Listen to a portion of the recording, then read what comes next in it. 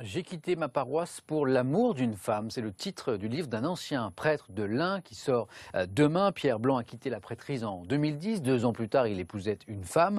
Et dans son livre, il dénonce notamment les mots de son évêque de l'époque qui avait promis les flammes de l'enfer à son épouse, Elisabeth Fili. Christine et Pierre Blanc sous les flashs des photographes.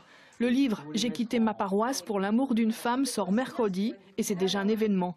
C'est une histoire pourtant banale. Un homme, une femme tombent amoureux. Seulement lui est prêtre, elle, divorcée avec 2 enfants. Après 10 ans de relations amicales, ils déclarent leur amour en 2010 et décident d'avertir le diocèse. L'évêque de l'époque leur promet les flammes de l'enfer.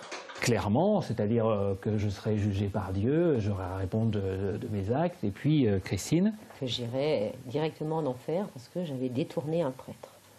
Et c'est vrai que je crois que ça nous a profondément choqués, blessés, parce que, bon, voilà, on est conscient de ce que nous avons fait, même si pour moi, quand même, le plus grand bien dans le monde, c'est quand même d'aimer.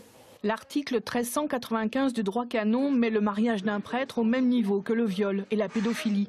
Alors dans son livre, le curé Desfroquet pose de nombreuses questions d'actualité à l'Église catholique. Pourquoi la justice sociale ne mobilise-t-elle pas le monde catholique au point de descendre dans la rue et de donner à entendre sa voix?